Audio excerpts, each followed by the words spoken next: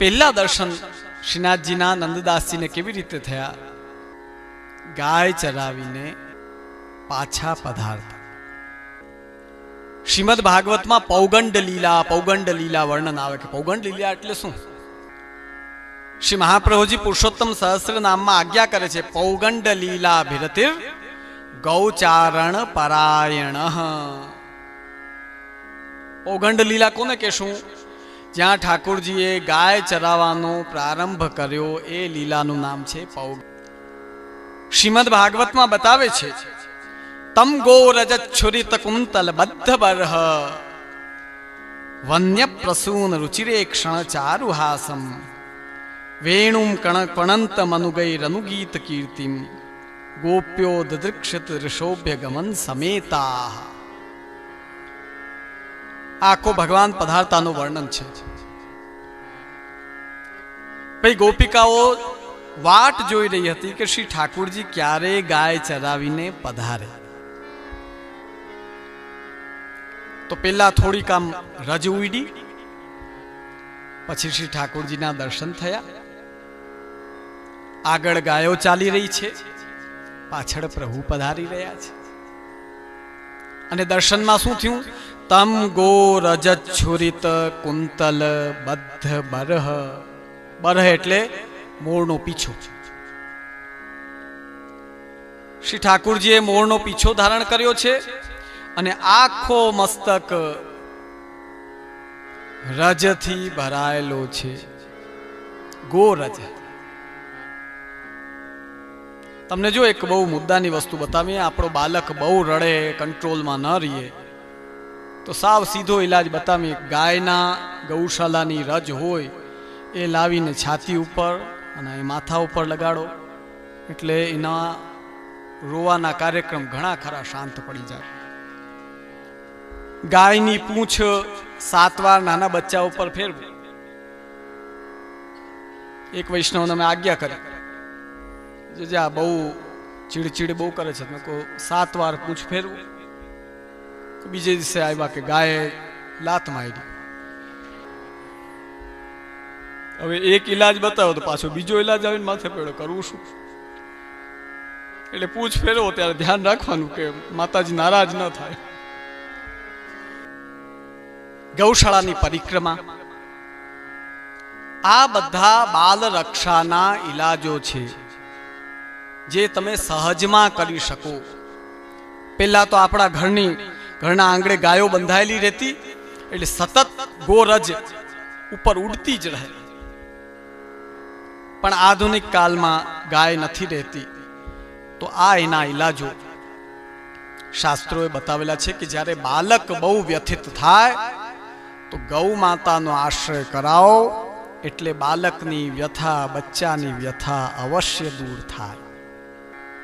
પણ એમાં પાછો બીજી વસ્તુ છે કે રોગે રોગું ન રખાય, સાથે ગાયને ગોળ ખવડાવવાનું. આપણે શું અહીંયા બધા એમને એમ બધું મળતું હોય એ લેવાની કોશિશમાં હોય, એમ નહીં કરવાનું. જો ગોરજથી લાભ છે તો ગાયને કાંઈક તો લાડવા લેવડાવો, કાંઈક એમને રોટી લેવડાવો, કાંઈક ગોળ ખવડાવો. એ કરીને પછી આ વસ્તુ કરવા. અને વનમાં ઝાડની નીચે પધારે ત્યારે ઉપરથી ઓલીની ઝીણી ઝીણી પાંદડીઓ, ફૂલના ઓલા એ બધા અહીંયા ઠાકોરજીને બિરાજી રહ્યા છે. કેવા સુંદર લાગે ઠાકોર. વ્રજના જે પ્રભુ છે એ તો એમની શોભા, એમનો આપનો સ્નેહ અને એમાં આપણી પ્રીતિ સહજ છે. જોજો થઈ જ જાય, ન ચાહો તો થઈ જાય. એટલે શ્રી મહાપ્રભુજીએ બાલ લીલાનો પાઠ કરો ને એટલે પ્રેમ જાગે ઠાકોરજીમાં. મથુરા લીલાનો પાઠ કરો એટલે આસક્તિ જાગે, અને દ્વારકા લીલાનો પાઠ કરો ત્યારે વ્યસન જાગે. આ વાત અમે કહી એટલે એક વૈષ્ણવ કહ્યું ભાઈ છે દ્વારકા લીલામાં વ્યસન, વ્રજ લીલામાં કેમ નહીં? કહો ભાઈ પેલા પ્રેમ તો થાય, પછી વ્યસનનો મુદ્દો આવે. અને પ્રેમનો પાયો વ્રજથી નખાય છે, એટલે વ્યસન પણ પૂરો થાય, પાછો વ્રજમાં જ પૂરો થાય. વન્ય પ્રસૂન રુચિરે ક્ષણ ચારુ હાસમ. ગોરજથી ભરાયેલા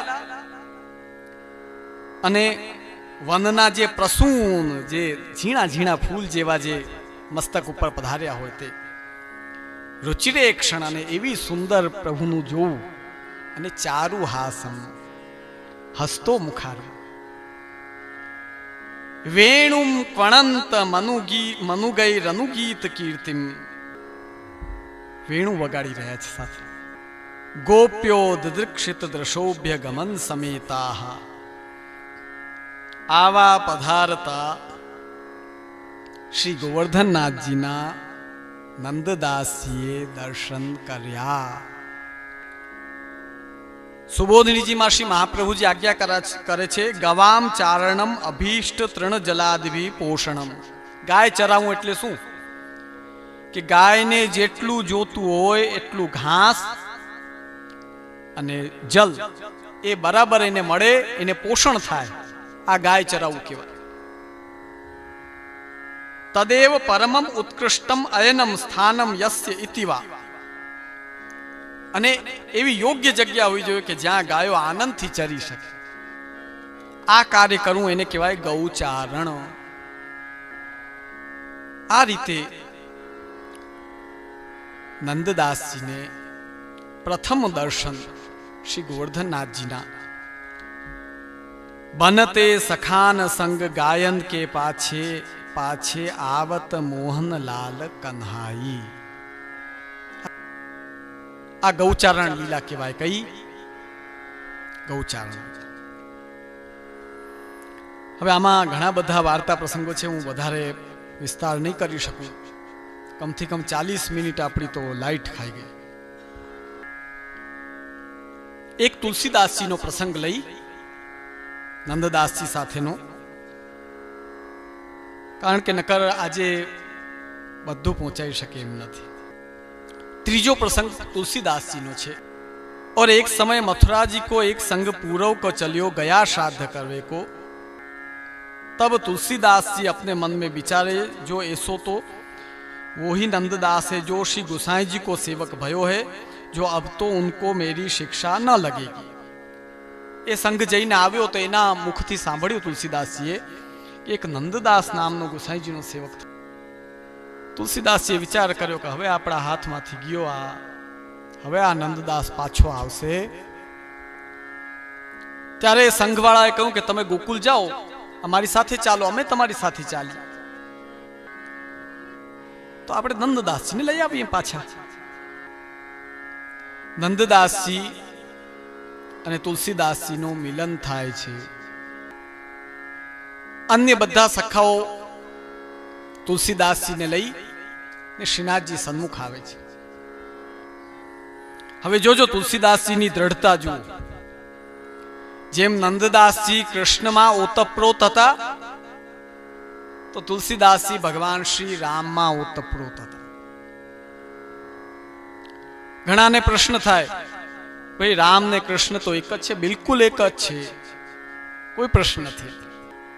श्री महाप्रभु जी, श्री हरिराय महाप्रभु घणी जग्या आज्ञा करे छे, अस्मत् प्रभु समो मतः। भगवान राम पण परब्रह्म ज छे, एमां कोई शंका ने स्थान नहीं। आप मर्यादा पुरुषोत्तम छे अने भगवान श्री कृष्ण पुष्टि पुरुषोत्तम छे। मर्यादा पुरुषोत्तम एटले शुं? विचार करो कि जे सीताजी रावणना त्यां अशोक वाटिका में आटला महीना बिराज्या, छतां पण जेमना चरित्र पर के जेमनी दृष्टि के जेमना संपूर्ण जीवन पर एक दाग नहीं। अने ज्यारे सीताजी ने लईने पधार्या, श्रीमद भागवत में आवे छे, एकदा लोक जिज्ञासुर। रामो भगवान राम एक बार जाणवा निकळ्या कि मारी प्रजा शुं कहे छे मारा माटे, हूँ जाणुं। नाहम रामो भजे पुनः, बराबर ने शास्त्री जी आवे छे ने, नाहम रामो भजे पुनः। जनता एम कही छे अयोध्यावासी के अन्यना परगेह परवेश में स्थित सीताजी ने घर में बेसाड़ी लीधा એટલે હું રામને નહીં માનું, એમ અયોધ્યાની જનતા બોલતી હતી. આ ભગવાન શ્રી રામે સાંભળ્યું. તરત મહેલમાં આવીને લક્ષ્મણજીને કહ્યું કે સીતાજીને પધરાવો. સીતાજી દુખી થાય કે આવું કેમ? અરે પ્રેમ કરીએ તમારા માટે બધું ન્યોછાવર કરી દઈએ. કેટલો જીવનકાલ ત્યાં ને ત્યાં વિતાવી દીધો, વનમાં જ.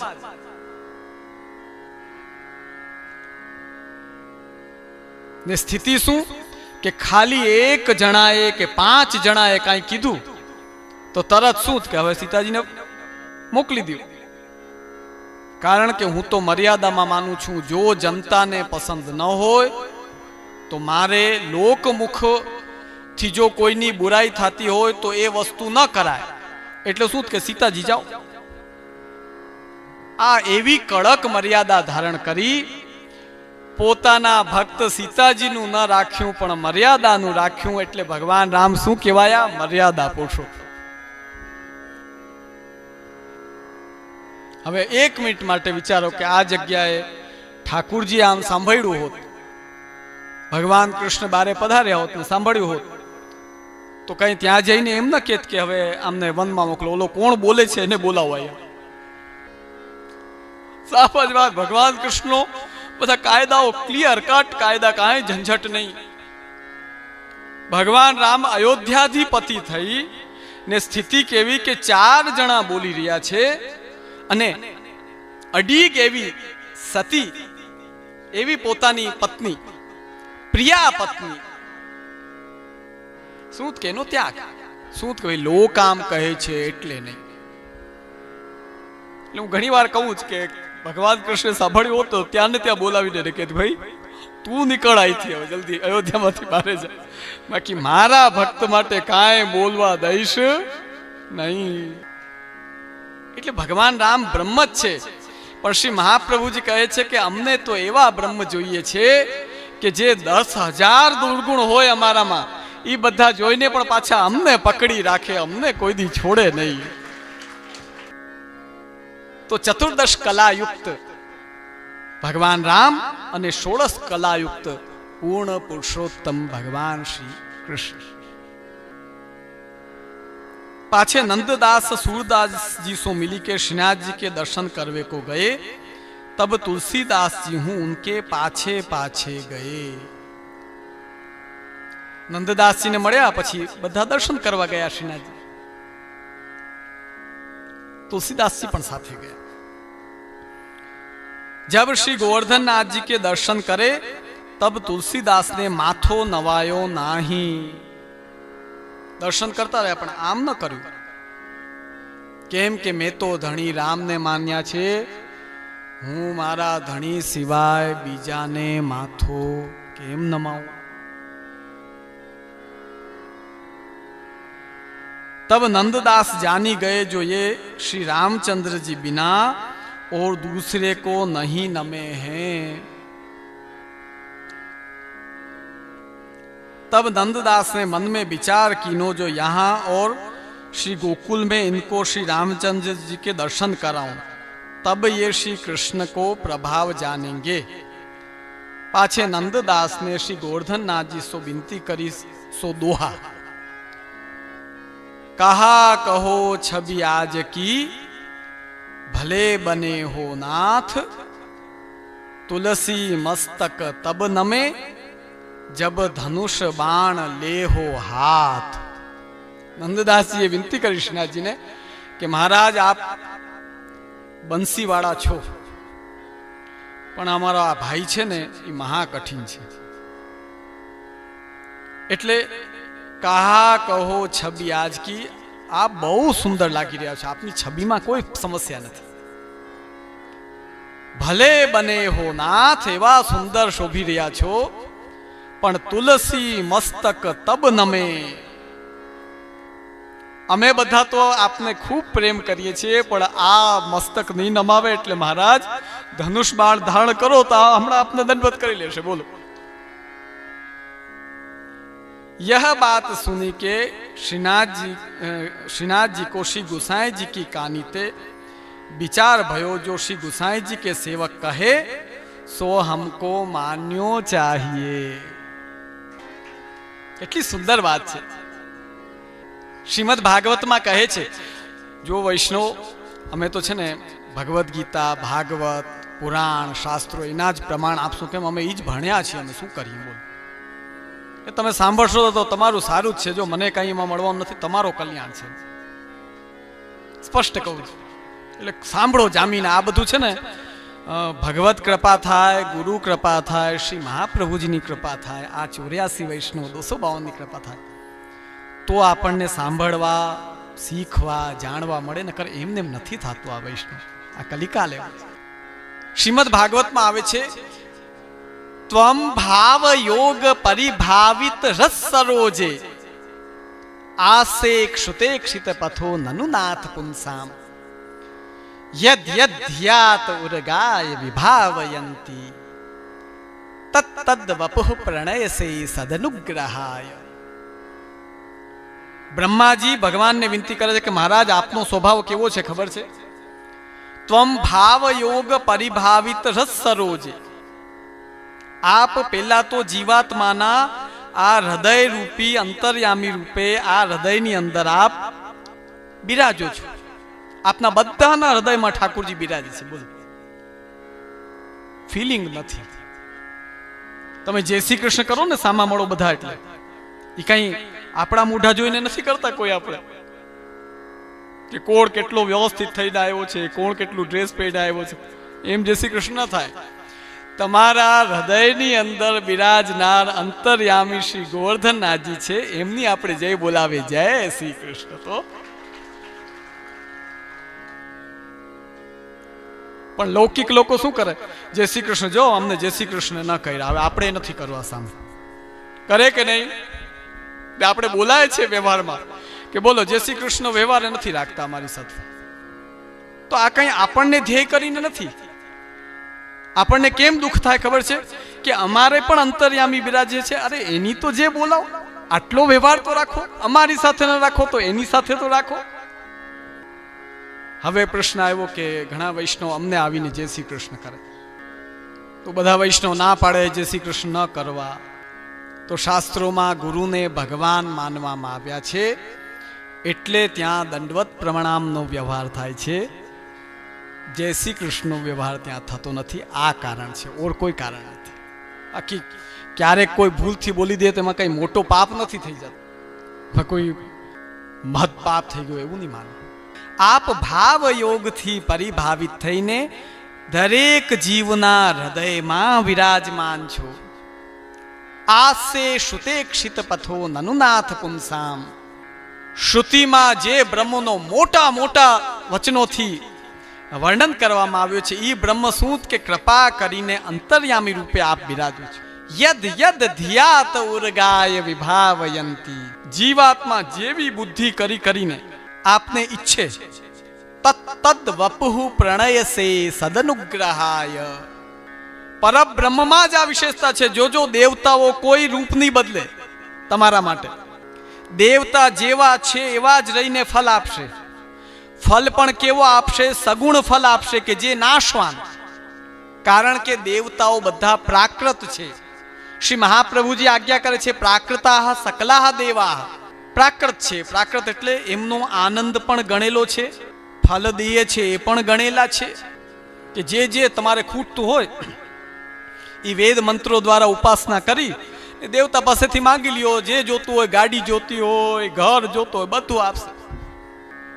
પણ એમાં આપણો આનંદ કેટલા સમય રહીએ? તમે નવી ગાડી લઈને આવો, કેટલા સમય તમે રાજી થાવ બોલો? પછી કોઈને કયો ને 6 મહિના પછી તોય કે આ તો ઓલી જૂની ગાડી જ છે ને, કે હા ઈ જ છે. ગયો આનંદ પૂરો થઈ જાય. નવી વહુ લઈને આવો એટલે પેલા 1 મહિના સુધી રસોડામાં ન, એક દિવસ શીરો બનાવવાનો બસ, પછી નહીં. એટલી એને અધર રાખવાની, પરિશ્રમ નહીં દેવાનું. 1 મહિના પછી કામ ન કરે તો સંભળાવી દેવાનું, કેમ નથી કરતી ભાઈ. બધું એવું જ છે. જો આ સંસારની જેટલી વસ્તુ છે એક ક્ષુલ્લક આનંદ રૂપ છે, ત્યારે ભગવાન છે તે પરમ આનંદ રૂપ છે. યદ યદ ધ્યાત ઉર્ગાય. ધી એટલે બુદ્ધિ. જેવી બુદ્ધિ કરો. કોઈ પોતાના પતિ માનીને ભજે તો પ્રભુ પતિ બની જાય, કોઈ પોતાના બાલક માનીને ભજે તો બાલક બને, કોઈ પોતાના મિત્ર માનીને ભજે તો મિત્ર બને. જેવી જેવી બુદ્ધિ કરી ને એમની એ ભાવના કરીને જ્યારે એમની સેવા કરે, તદ વપુઃ, વપુ એટલે શરીર, તદ વપુઃ પ્રણયસે, આપ એવા છો કૃપાળુ કે ભક્ત કહે કે આમ થાઓ, આવા બનો, આ કરો, તો આપ પાછા એ કહે એમ કરવા લાગો છો. બોલ, અહીંયા પણ નંદદાસજીએ વિનંતી કરી, તુલસી મસ્તક તબ નમે, ધનુષ બાન લેહું હાથ. આ ભક્તમાં જ તાકાત હોય કે શ્રીનાથજીને ધનુષ બાણ ધરાવી દે. બોલો,